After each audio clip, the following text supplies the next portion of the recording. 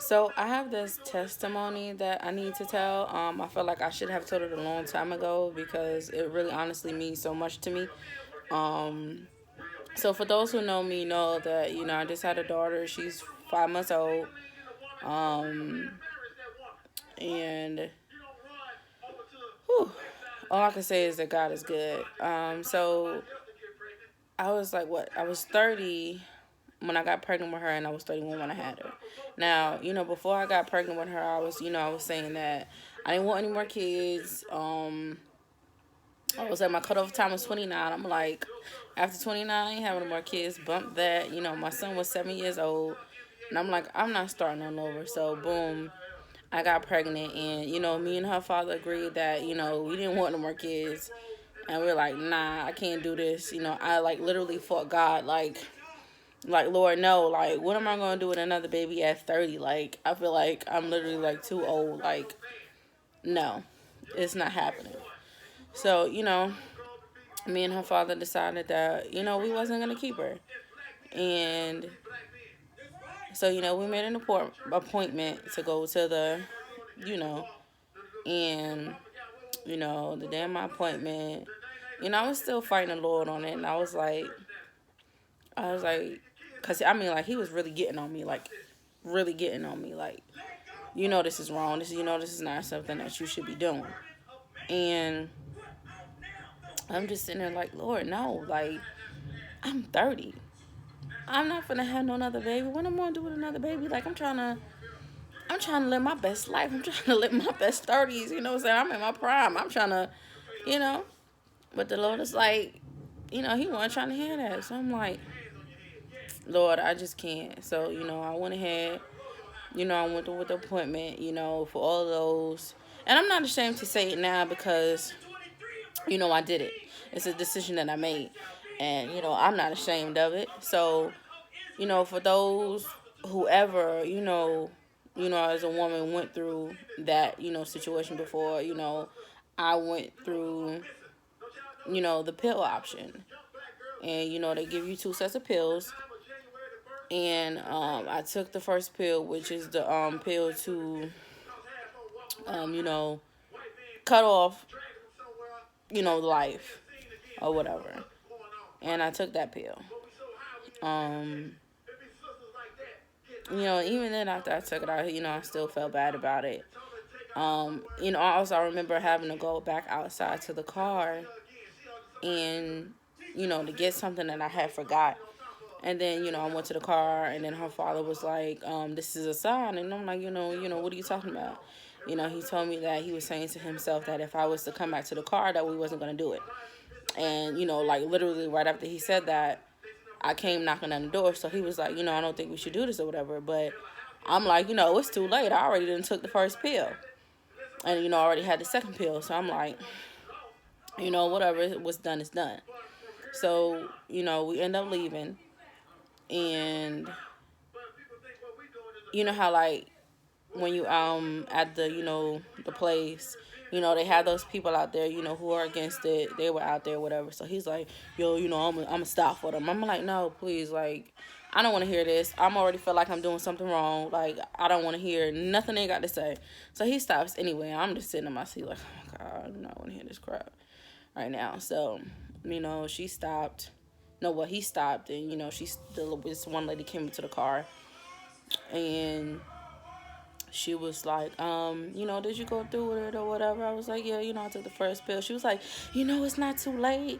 That they, you have, well, I think it was like, what, 24 to 48 hours, to do a reversal thing. They, give you some type of shot or whatever.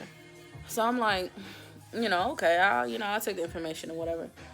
So, the whole ride home, I'm just like, still fighting the Lord, like, Lord, like, I hear you talking, but I just can't do this.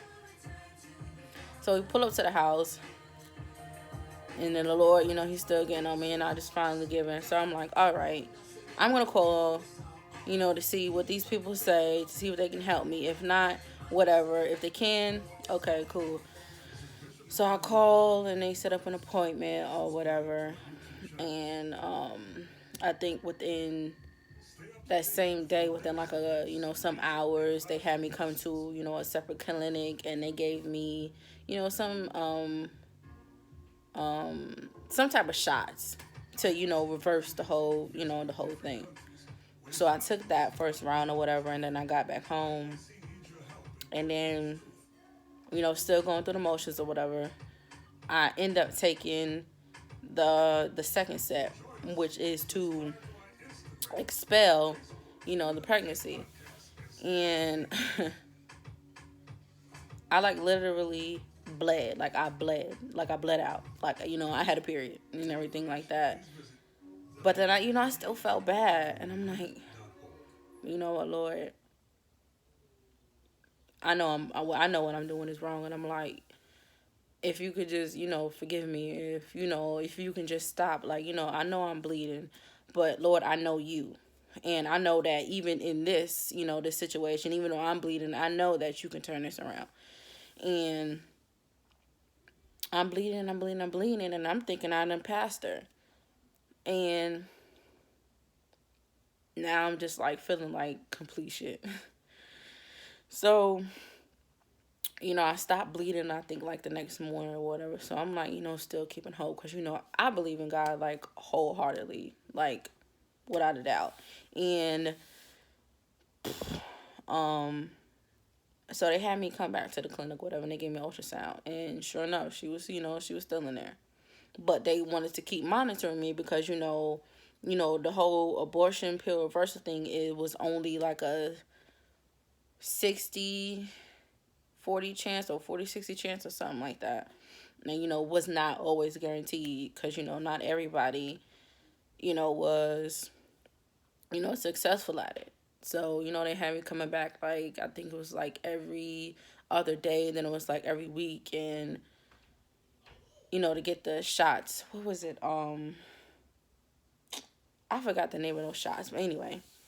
So, I kept getting the shots, and I kept coming back, and, she was still holding on, and I'm like, every day I'm going to get those, those ultrasounds and those shots and everything, and I'm just thanking the Lord, like, oh my God. So 12 weeks hit, she was still here.